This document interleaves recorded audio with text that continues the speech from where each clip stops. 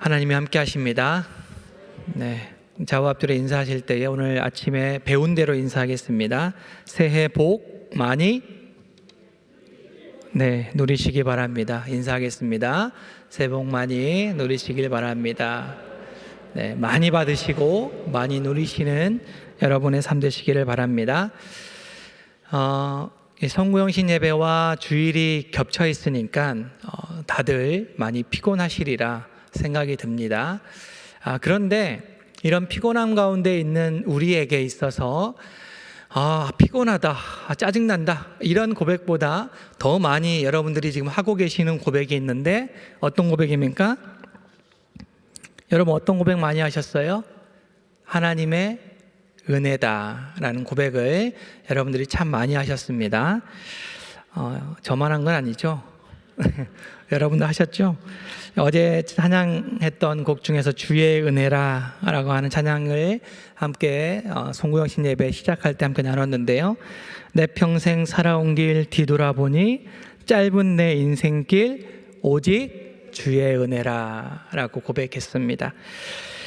그리고 성도들이 가장 사랑하는 찬양, 대표적인 찬양 하나 꼽으라면 몇 장입니까? 여러분의 찬양 한 곡 몇 장이에요? 네, 지금까지 301장이죠. 신방을 가면요, 특별히 어르신들 신방을 가면 10분 중에 6, 7분은 찬양 뭐 할까요? 목사님 여쭤보시면 뭐 이렇게 살펴보시다가 301장 하시죠. 이렇게 합니다. 가사가 어떻게 됩니까? 한번 불러보겠습니다. 함께 시작. 지금까지 지내온 것 주의 크신 은혜라 한이 없는 주의 사랑 어찌 이루 말하랴 자나깨나 주의 손이 항상 살펴주시고 모든 일을 주 안에서 형통하게 하시네. 굳이 가사를 띄우지 않아도 다 외우시는 그런 찬양이죠. 그런데 이런 생각이 듭니다. 보통 사람들이 생각하는 은혜, 세상 사람들이 생각하는 은혜는요, 어떤 은혜입니까? 우리가 지금 고백하는 주의 크신 은혜와는 좀 다르죠. 보통 세상 사람들이 생각하는 은혜다라고 하는 것은요, 어르신들 일단 아픈 곳이 없어야 되지 않겠습니까? 그렇죠? 그래야 은혜죠. 경제적으로 부족함이 없어야겠습니다. 시험을 보는 일이 있다면 최고로 좋은 성적을 거두어야 하고요, 직장도 잘 가야 되지 않겠습니까?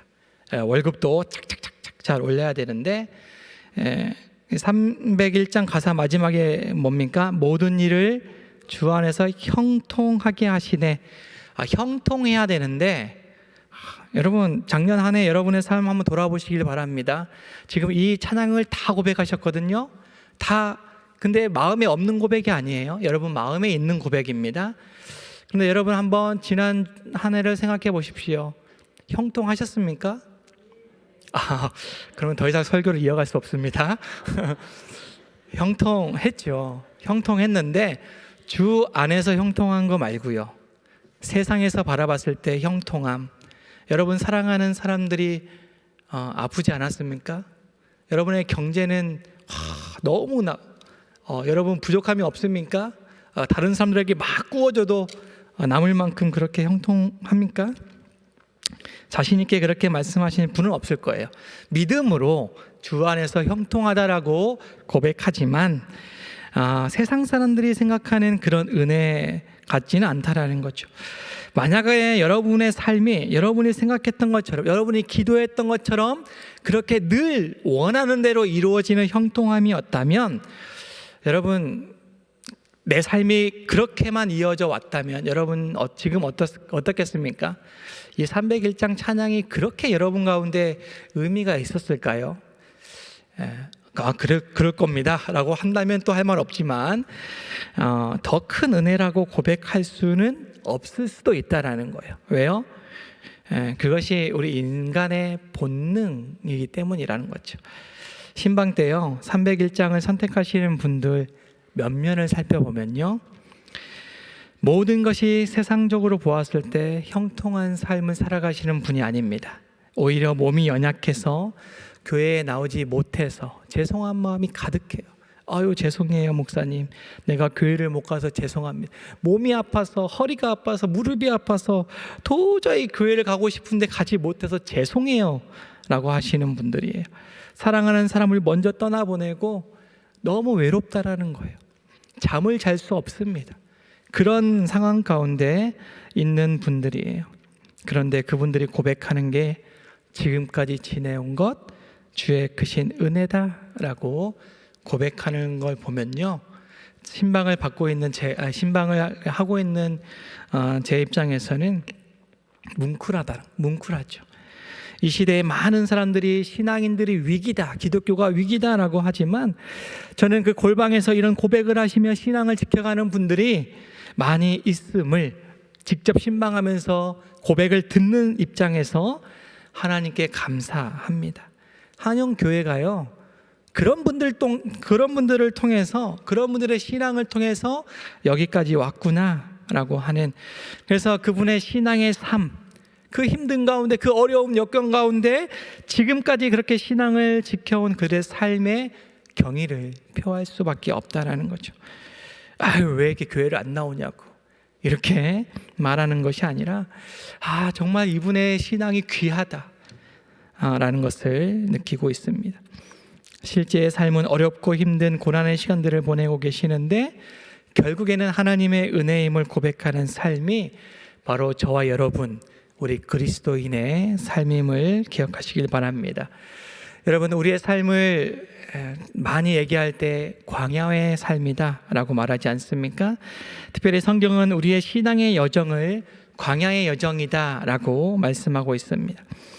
하나님의 백성 이스라엘의 역사는요, 이 광야로부터 시작되었다라고 해도 과언이 아닙니다. 하나님의 이스라엘 백성을 애굽 땅, 이집트에서 400년 이상 노예의 삶을 살고 있는 그 이스라엘 사람들을 불러내셨습니다. 노동이 얼마나 힘든지 너무나 고통스러워서 날마다 탄식하고 부르짖는 삶이었어요. 어제나 오늘에 계속해서 반복되는 그런 힘든 가운데 언제 우리가 이 어려운 고통 가운데 벗어날 수 있을까 부르짖는 그런 시간들이 1, 2년도 아니고 400년이라는 시간을 그렇게 보내왔습니다. 하나님은 그런 이스라엘 자손들의 부르짖음을 들으시고 그들을 기억하셔서 그들을 인도해내십니다. 그리고 데리고 나가시는 곳이 있는데 그곳이 어디예요? 광야죠. 분명한 목적지는 있습니다. 출애굽기 3장 8절입니다. 내가 내려가서 그들을 애굽인의 손에서 건져내고 그들을 그 땅에서 인도하여 아름답고 광대한 땅, 젖과 꿀이 흐르는 땅, 곧 가나안 족속, 헷 족속, 아모리 족속, 브리스 족속, 히위 족속, 여부스 족속의 지방에 데려가라 하노라 라고 분명한 목적이 어디입니까? 하나님은 어느 땅? 아름답고 광대한 땅, 젖과 꿀이 흐르는 땅으로 이스라엘 백성들을 데리고 가시려고 이스라엘 백성들을 출애굽시키셨지만 곧바로 그곳으로 가지 않고 가는 곳이 어디입니까? 광야로 몰아가신다라는 거예요. 여러분, 광야가 어떤 곳입니까? 오늘 신명기 8장 15절에 보니까 너를 인도하여 그 광대하고 위험한 광야, 곧 불뱀과 전갈이 있고 물이 없는 간조한 땅을 지나게 하셨으며 라고 말씀합니다. 여러분, 광야는 메마른 곳입니다. 황무지예요. 사람이 살기에는 적합하지 않은 곳입니다. 그래서 성경에서는 족족 빈들이라고 말을 하였고요, 마실 물도 없고 먹을 양식도 없는 아주 적막한 곳이 바로 광야입니다. 하나님은 그런 곳으로 이스라엘 백성들을, 하나님이 너무나 사랑하시는 그 백성들을 몰아가셨다라는 거예요. 아니, 아름답고 광대한 땅으로, 젖과 꿀이 흐르는 땅으로 데려가신다고 하시더니, 그렇게 약속하시더니 그런 땅은 전혀 보이지 않고 계속해서 광야를 갑니다. 한 광야를 지나면 이제는 그 땅이 나오려나 보나 하고 가면 또 다른 광야가 나옵니다. 이제는 좋은 땅이 나오겠지 하다가도 또 지나면 또 광야가 나온다라는 거예요. 광야, 광야, 광야. 실제로 애굽에서 가나안 땅으로, 아름다운 땅으로 가기에는요 11일이면 족한 그런 길입니다. 그런데 하루 이틀 10일, 11일이 지났는데도 여전히 광야의 길을 걷고 있습니다.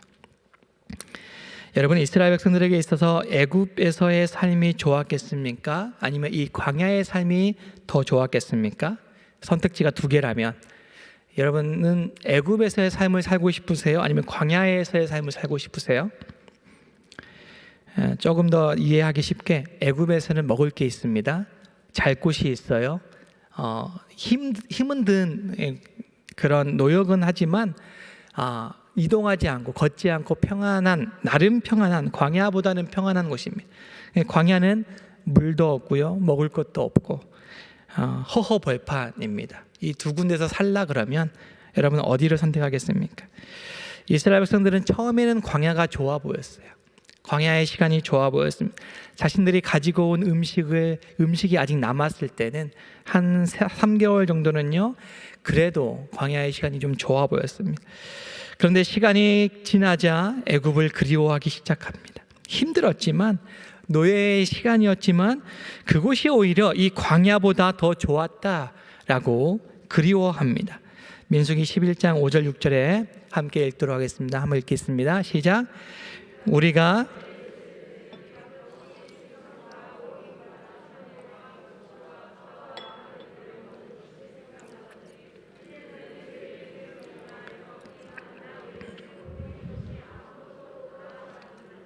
아멘.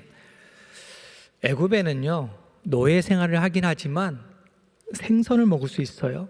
오이를 먹을 수 있습니다. 참외, 부추, 파, 마늘 없으면 안 되는 거잖아요. 요리할 때 꼭 들어가야 되는 거잖아요. 그런데 광야 생활을 하다 보니까 이런 거 못 먹어요. 뭐밖에 없습니까? 만나밖에 없다라는 거예요. 광야에 살면서 살아가는 것이 너무나 원망스러워서 아예 애굽으로 돌아가는 것이 낫겠다라고 말하는 겁니다. 애굽의 삶이 힘들긴 했지만 이스라엘 백성들에게 있어서 그곳이 그래도 이 광야보다는 훨씬 좋은 곳이라는 거예요. 그렇게 안주하여 살아가게 놔두지 왜 우리를 광야로 불러내서 먹고 싶은 것 마음대로 못 먹고 물도 마음껏 못 마시고 잠자리도 울퉁불퉁 천막생활을 해야 되니까 울퉁불퉁한 그렇게 불편하게 만드느냐라고 불평합니다.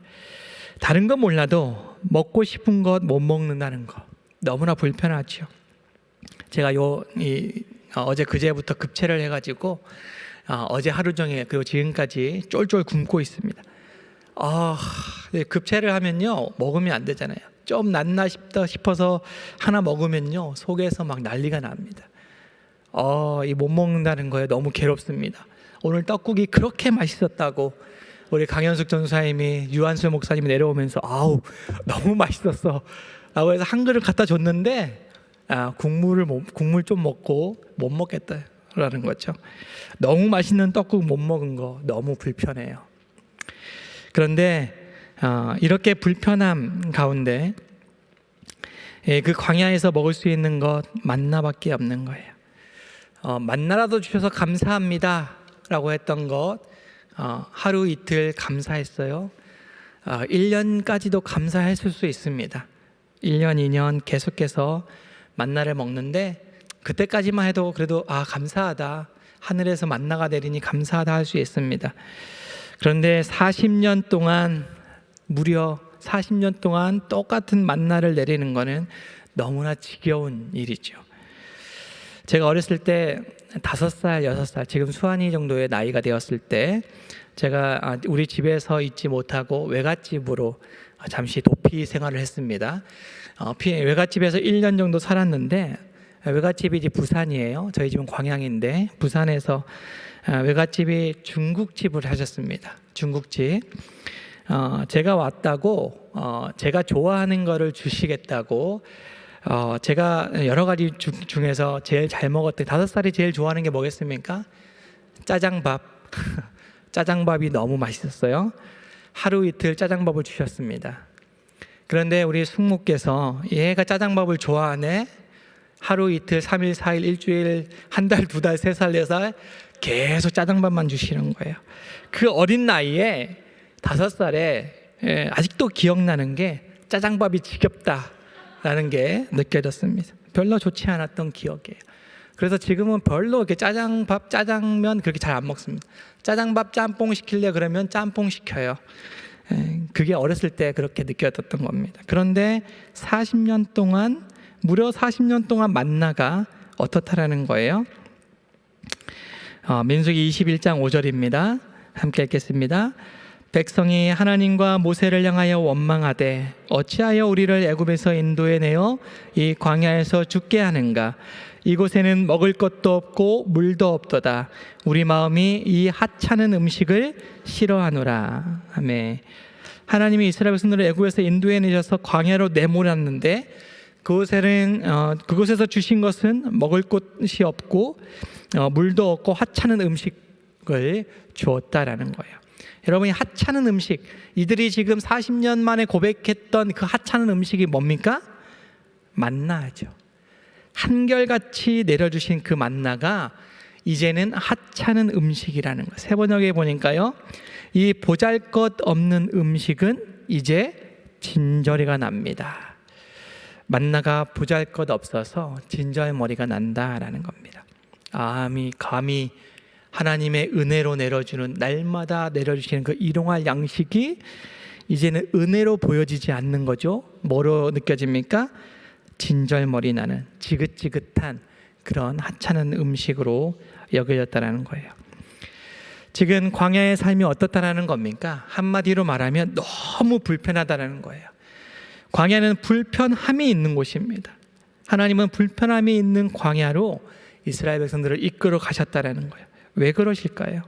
그냥 하나님의 백성이기 때문에 하나님이 선택하셨으면 곧바로 아름다운 땅, 젖과 꿀이 흐르는 땅으로 데리고 가면 되는데 그렇게 하지 않으시고 광야의 불편함을 경험하게 하시는 이유가 있다는 겁니다.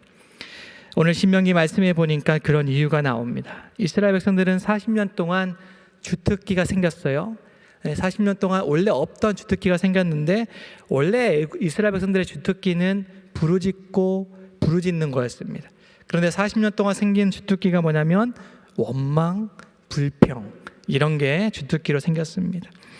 그런데 그런 시간들이었지만 돌아보니, 결국에 40년이라는 시간을 돌아보니까 하나님이 이들을 어떻게 인도하셨는지 하나님이 말씀으로 고백하게 하시는데요. 신명기 8, 오늘 말씀 4절에서 6절입니다. 함께 읽겠습니다. 이 40년 동안에 내 의복이 헤어지지 아니하였고 내 발이 부르트지 아니하였느니라. 너는 사람이 그 아들을 징계함 같이 내 하나님 여호와께서 너를 징계하시는 줄 마음에 생각하고 내 하나님 여호와의 명령을 지켜 그의 길을 따라가며 그를 경외할지니라. 아멘. 너무 불편함이 가득했던 광야의 여정이었지만 돌아보니 의복이 헤어지지 않았고 발도 부르트지 않았던 그런 은혜의 시간들이었다라는 거예요. 마치 아버지가 사랑하는 아들을 양육하며 징계하는 것처럼 그런 은혜 가운데 있었던 여정이다라는 거예요. 그리고 하나님은 이스라엘 백성들에게 처음에 하셨던 그 약속, 처음에 이스라엘 백성들을 불러주셨을 때 하셨던 그 약속, 무려 40년이라는 시간이 지났지만 신실하게 지키고 계셨다라고 말씀합니다. 7절부터 10절인데요. 내 하나님 여호와께서 너를 아름다운 땅에 이르게 하시나니 그곳은 골짜기든지 산지든지 시내와 분천과 샘이 흐르고 밀과 보리의 소산지요 포도와 무화과와 석류와 감람나무와 꿀의 소산지라. 내가 먹을 것에 모자람이 없고 내게 아무 부족함이 없는 땅이며 이 땅은 돌의 철이요 산에서는 동을 캘 것이라.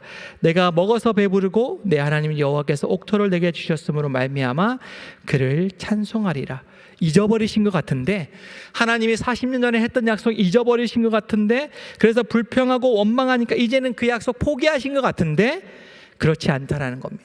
하나님은 한순간도 그 약속 절대로 잊지 않으시고 신명기를 지나서 여호수아로 가게 되면 이제 이스라엘 백성들이 그 땅을 향해서 들어가게 된다는 거예요. 지금 신명기가 이제 마지막 해 40년에 모세의 죽음을 앞두고 모세가 죽고 나서 바로 입성하게 되니까 이제 몇 달 안 남았어요. 며칠 안 남았습니다.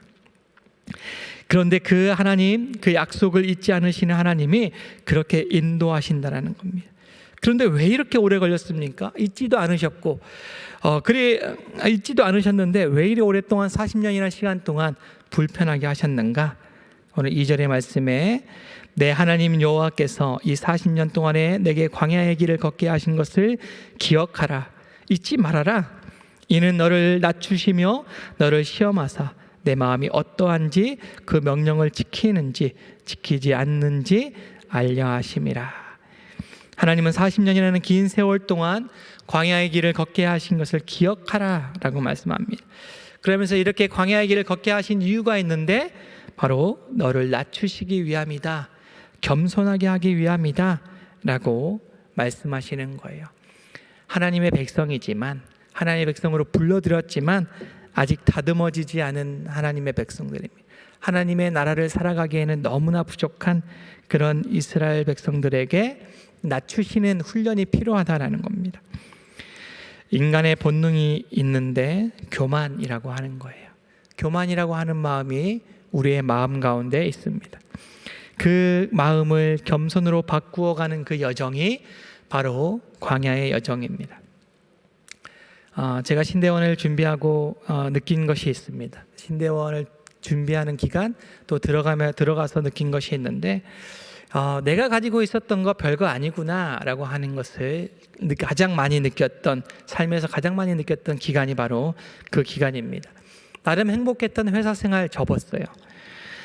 하나님의 부르심을 확신하고 신대원 준비를 합니다. 그 당시 나이가 29살입니다. 결혼도 해야 될 것 같고 여러 가지 돈도 모아서 직장도 더 좋은 데로 가야 할 것 같은 나이인데, 그런 나이에 아침에 일어나면 가장 편한 옷으로, 남들은 다 회사를 향해서 가는 그 시간에 버스를 타면 다 양복 입고 정장 입고 뭐 이렇게 가는데 혼자 추리닝 입고, 추리한 추리닝 입고 또 모자를 푹 눌러 쓰고 머리도 안 감고 그렇게 가방 하나 둘러 메고 새벽 5시부터 저녁 11시까지 밥 먹는 시간 빼고 열심히 공부했습니다.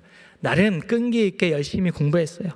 회사도 그만두게 하시고 신대원 가라 하셨으니 하나님이 한 방에 신대원 붙여주실 것 같아서 나름 또 성경 공부 재밌어서 열심히 했습니다. 그런데 결과는 뭐라고 했습니까? 불합격. 다 잠자고 있는, 또 우리 같이 살고 있는 형제들이 있었는데 형제들은 늦잠 자고 있는 그때 다 코 골고 자고 있는데 저 혼자 부스스 일어나서 컴퓨터를 켰습니다. 합격 여부를 보기 위해서 빨간 글씨로 불합격이라고 팍 다가오는데 그 빨간 글씨가 너무나 원망스러운 거예요.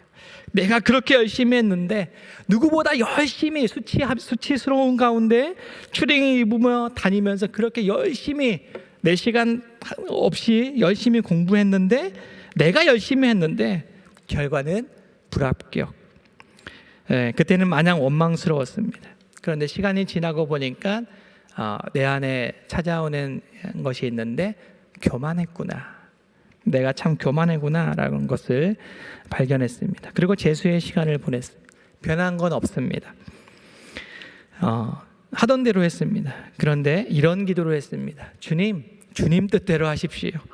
주님이 불러주셨으니 합격시키든지 불합격시키든지 주님 마음대로 하십시오. 기도하며 준비했습니다.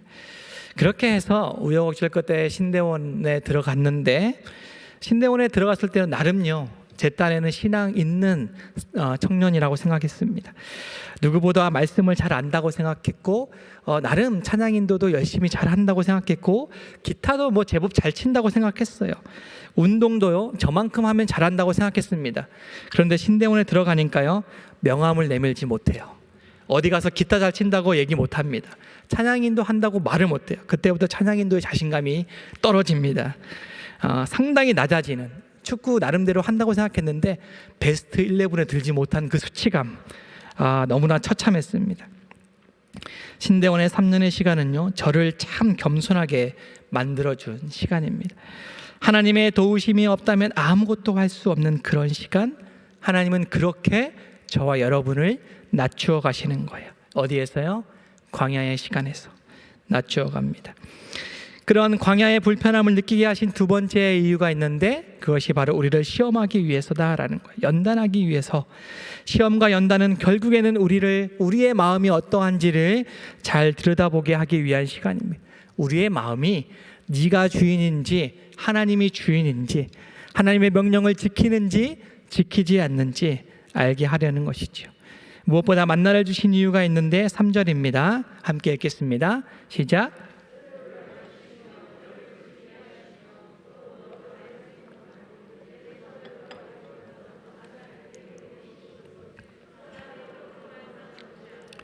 여호와의 입에서 나오는 모든 말씀으로 사는 줄을 내가 알게 하려 하심이니라. 아멘. 하나님은 아무것도 없는 빈들과 같은 광야에서 하늘을 열어서 만나를 내려주십니다.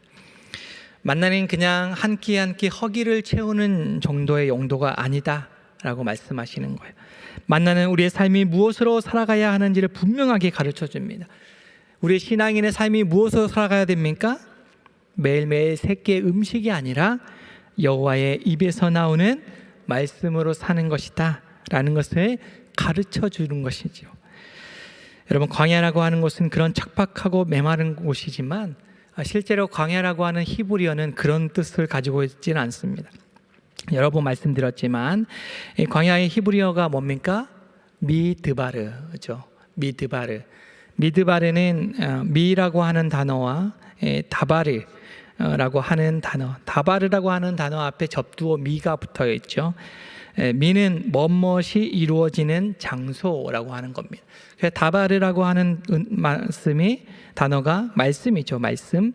그러니까 말씀이 임해지는 장소, 말씀이 임해지는 장소가 바로 미드바르 광야라는 겁니다. 광야는 불편함이 가득한 곳이지만 그곳은 하나님의 말씀이 임하는 곳이고 말씀을 경험할 수 있는 장소라는 겁니다. 그렇기 때문에 우리 신앙의 여정을 살아가는 우리에게 있어서 말씀의 힘으로 살아가는 우리에게 있어서 없어서는 안 되는 곳이 바로 광야라는 거예요. 말씀을 받는 곳이 있어야 되지 않겠습니까? 하나님의 이스라엘 백성들이 광야 생활을 하더라도 염려되는 것이 있어요. 광야 생활이 끝날 때 염려되는 것이 있는데 12절 14절입니다. 내가 먹어서 배부르고 아름다운 집을 짓고 거주하게 되며 내 소와 양이 번성하며 내 은금이 증식되며 내 소유가 다 풍부하게 될 때에 내 마음이 교만하여 내 하나님 여호와를 잊어버릴까 염려하노라. 더 이상 불편함이 없을 때, 배부르고 아름다운 집에 거주하고 소유가 풍성해질 때 어떻게 되느냐? 어떻게 됩니까? 교만해진다라는 거예요. 여호와를 잊어버리게 된다는, 나는 절대 그럴 일 없습니다 라고 말할 수 있겠지만 그렇다라는 거예요. 17절에 보니까 그러나 내가 마음에 이르기를 내 능력과 내 손의 힘으로 내가 이 재물을 얻었다 말할 것이다 라고 말씀합니다.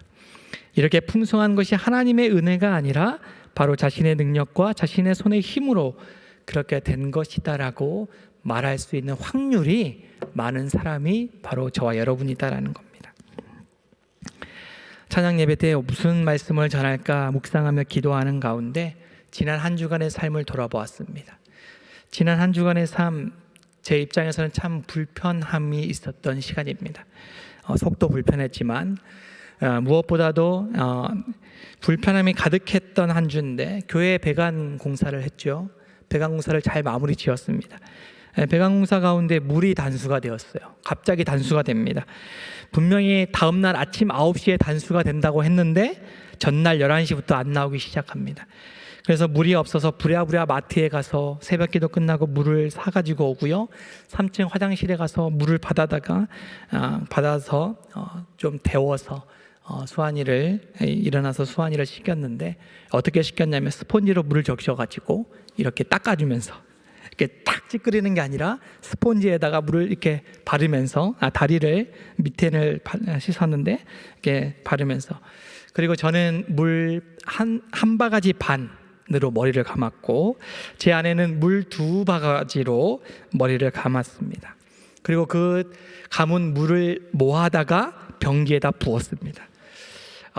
불편했습니다. 참 불편해요. 그런데 제 아내가 갑자기 이렇게 얘기합니다. 참 감사하다. 그동안 우리는 참 물을 참 감사하게 썼다라고 그렇게 말하는 겁니다. 그동안 우리가 물을 너무 감사하게 사용했다는 것을 오늘 또 느끼네 라고 아내가 감사하다라는 거죠. 어떤 사람은 이런 상황 가운데 불평할 수 있습니다. 똑같은 상황이에요. 어떤 사람은 이렇게 물이 안 나와, 어떻게 공사를 했길래 이렇게 물이 안 나와 라고 할 수도 있는데, 그런 불편함이 우리 가정을 다시 한번 감사하게 만드는 계기가 되었다라는 겁니다. 또 우리 교회에 있어서 어떤 일이 났습니까? 방송실이 난리가 났었죠. 배관공사에는 방송실에 물폭탄이 맞아서 방송 장비가 고장이 났습니다. 이제 송구 영신 예배도 해야 되고요. 신년이 다가오는데 우리 교회는 왜 송구 영신 예배만 되면 천장에서 물이 떨어지고, 기억나시죠? 천장에서 물이 떨어지고 배관이 터지고 왜 이런 일이 일어나느냐라고 불평할 수 있는데, 감사가 나오는 거예요. 지금 온라인으로 영상하시는 분들, 그때 영상 기억하시면 지금 감사하지 않습니까? 우리가 참 감사함으로 자막도 다 보여주잖아요. 성경책 안 가지고 와도 되잖아요. 그런데 그때는 성경책 원래 안 가져왔었는데 막 자막 없어서 찾으려고 하니까 성경책 가지고 와야 되는구나 라고 하는 또 생각도 하게 되고, 그렇습니다. 여러분, 불편함이요 감사함으로 변화하는 저와 여러분의 삶이 되시기를 바랍니다. 때때로 우리를 불평으로 원망으로 이끌 수 있지만 우리의 주특기는 더 이상 불평과 원망이 되어서는 안 됩니다. 그리스도 안에 있는 저와 여러분에게 있어서는 감사가 되고 은혜가 되어야 된다는 거예요. 여러분, 새해 여러분의 삶에 하나님의 풍성하신 복이 여러분에게 임하기를 원하고 그 복을 풍성하게 누리시기를 바랍니다. 그런데 때때로 찾아오는 불편함이 반드시 있을 거라는 거예요. 이 광야와 같은 고난의 시간들이 있을 거라는 겁니다. 그럴 때는 하나님이 지금도 나를 낮추시구나, 지금도 나를 시험하시고 있구나, 내 인생의 주인이 하나님이심을 오늘도 가르쳐주고 계시는구나 라는 마음을 가지고 하나님의 은혜에 감사하는 여러분 시간 되시기를 바랍니다. 고난이 찾아왔을 때 어느 목사님이 우리 어느 단톡방에 이런 동영상이 올라왔습니다. 어느 목사님의 말씀의 주제가 있는데, 고난을 낭비하지 마라, 고난을 낭비하지 말라라는 거예요.